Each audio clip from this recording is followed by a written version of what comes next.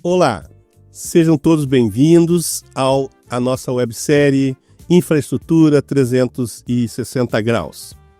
O meu nome é Luiz Afonso Sena, eu sou engenheiro civil, formado pela URGS, tenho também um mestrado na Federal do Rio de Janeiro, sou PhD pela Universidade de Leeds, na Inglaterra, e pós-doutorado pela Universidade de Oxford. Também fiz aí uma especialização em Harvard, e com isso me sinto habilitado, depois de muitos anos como professor, consultor, e executivo de empresas e entidades públicas e privadas, me sinto à vontade de falar com vocês sobre infraestrutura de uma forma bastante simples, o mais didático possível, para mostrar infraestrutura sob as várias dimensões em que ela precisa ser considerada para que seja oferecida de forma adequada para a nossa população. O primeiro episódio da nossa websérie trata de infraestrutura como rede, ou seja, as redes de infraestrutura são a forma de prover este item tão fundamental para a economia do país. E quando a gente fala em redes de infraestrutura, é extremamente importante que a gente converse levando em consideração as várias dimensões que afetam e são afetadas por essa infraestrutura, com vistas a termos o bem-estar social, uma qualidade de vida melhor e uma atividade econômica no país operando a pleno. Então nós temos várias dimensões, entre as quais, por exemplo, a engenharia.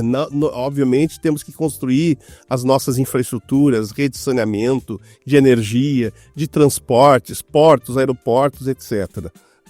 A dimensão econômica é extremamente importante, porque é ela que dá o suporte e a viabilidade de que os estudos possam ter os recursos necessários para que os projetos efetivamente aconteçam.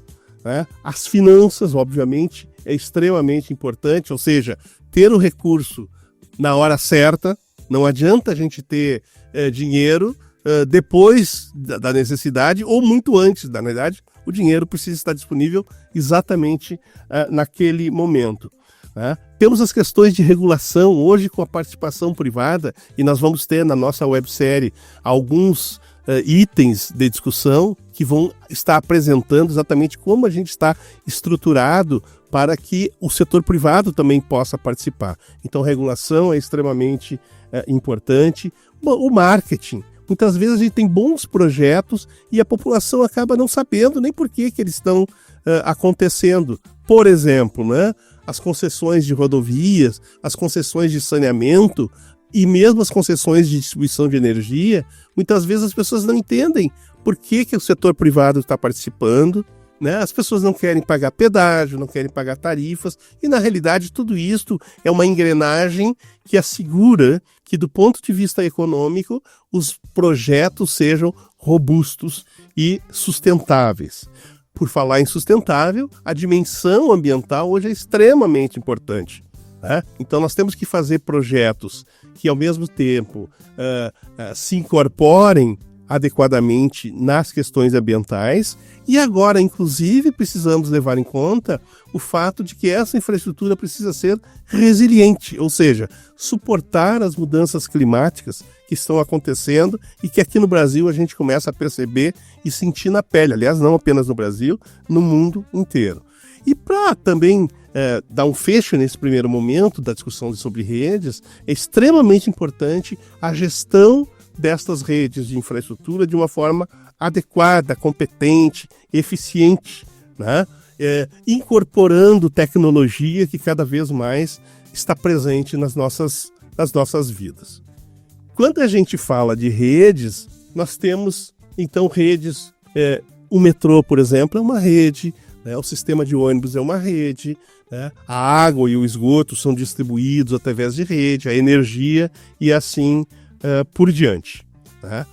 Um dos pressupostos que a gente tem quando se discute rede é a ideia de que precisa ter um planejamento desta rede. Não significa que em cada um dos segmentos não tem algum tipo de operação que envolva a competição, que envolva uma série de outros aspectos. Mas, principalmente, o planejamento e o controle desta rede precisam ser feitos de forma a que a gente tenha uma unicidade na operação.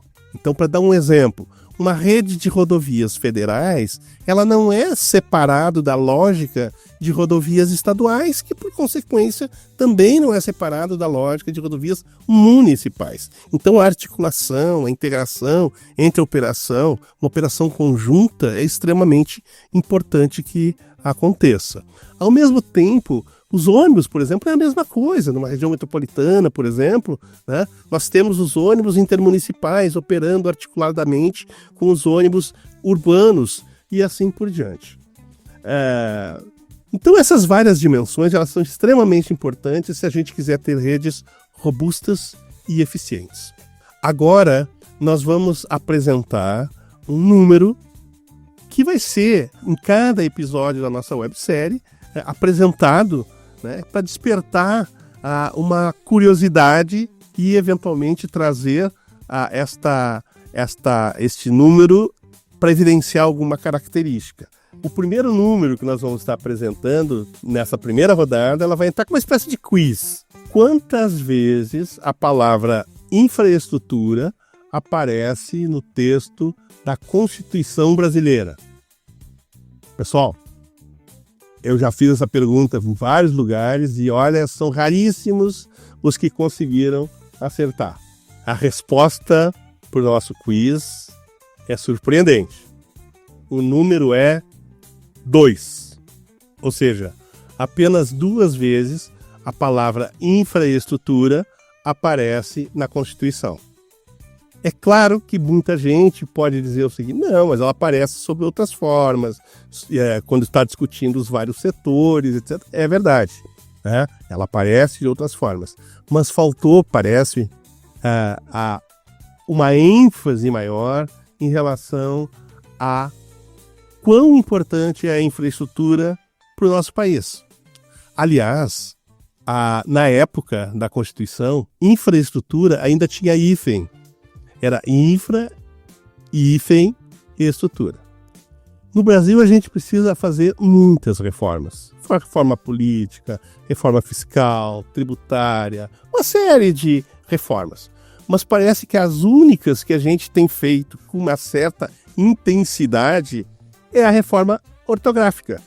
Antes, por exemplo, o K, o Y e o W tinham sido abolidos da língua. Voltaram nesta reforma mais recente, nessa mesma reforma que extinguiu o hífen. E por que eu estou insistindo um pouquinho nisso? Porque infraestrutura tem 2 partes. Uma é infra, que significa o que dá suporte, o que está embaixo, que é realmente a base de tudo, né? E acima tem a estrutura. Então, infraestrutura, nós combinamos essas 2 palavras para mostrar que tudo que acontece na economia, na parte social, tudo está em cima desta palavra. E a ausência dela, com mais ênfase na Constituição, talvez tenha sido um dos elementos que, de certa forma, minimizou a relevância deste, que é tão importante aspecto da nossa economia. Mas então, falando um pouquinho mais sobre rede, né? Todas as redes, elas operam sob uma forma de mercado. Aliás, como tudo na vida, são mercados. No caso, as redes, a maior parte delas, de infraestrutura, elas se caracterizam como monopólios. Então, quando se tem um monopólio, tu precisa necessariamente ter a presença do Estado. Não necessariamente como o provedor, né, o produtor, mas como o regulador, que é o que cada vez mais vem acontecendo. Então, nas redes de saneamento, de energia, de transportes, nós temos um elemento comum: todas são redes, todas transportam alguma coisa e todas precisam ser acompanhadas e direcionadas pelo poder público. Por quê? Porque é uma atividade pública, né? Em 1859, pessoal, essa história é muito interessante e eu acho que ela é muito emblemática, né?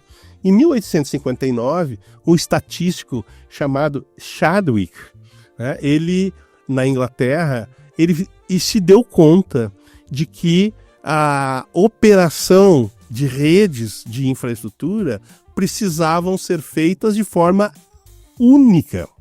Ou seja, no caso de Londres, por exemplo, só para exemplificar, né? No saneamento não existia redes de coleta de esgoto.